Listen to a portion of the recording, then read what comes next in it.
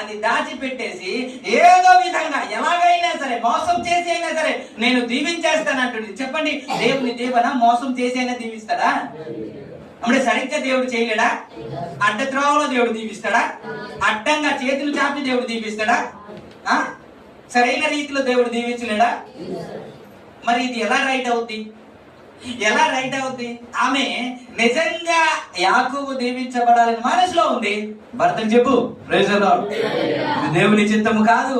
నువ్వు పెద్దోడిని దీవించడం దేవుని చిత్తము కాదు. దేవుడు నాతో మాట్లాడాడు కాబట్టి మనం ఇద్దరు కలిసి యాకోబుని దీవించాలి.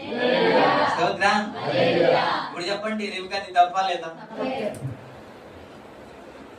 ఆవేశంతో మనం మాట్లాడకూడదు. ఒకసారి ఆలోచించాలి. మనం ఆలోచించి మాట్లాడాలి.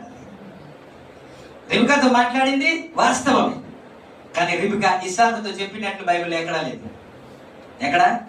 పోనీ ఇస్సాకు ఏమైనా రిబ్కా మాట వెండా? వాళ్ళిద్దరు ఏమైనా గొడవలు ఉన్నాయా? నువ్వు చెప్పేది ఏంటి అని అంటావా? లేదు కదా. ఇద్దరు ఒకరినొకరు అర్థం చేసుకుంటారు కదా. ఇద్దరు ఒకరినొకరు ప్రేమించుకుంటారు కదా. ఎంత ప్రేమించుకుంటారంటే వాళ్ళిద్దరిని ఇస్సాకును యేసుకు సాదృశ్యంగా చాలా మంది మాట్లాడతారు కదా.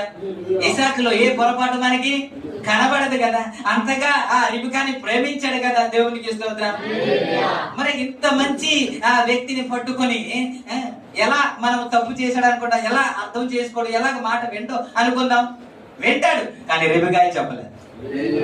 ఏమనుకుంటుందంటే అడ్డ త్రోవలోనైనా అబద్ధమాడినైనా మోసం చేసినైనా యాకోబుని దీవించాలి అనుకుంటుంది రిబ్కా. అందుకే ఇది తప్పు అంటున్నాం. Praise the lord. Hallelujah, hallelujah. ఎక్కడి నుంచి ఎక్కడికి వెళ్ళాం అంటే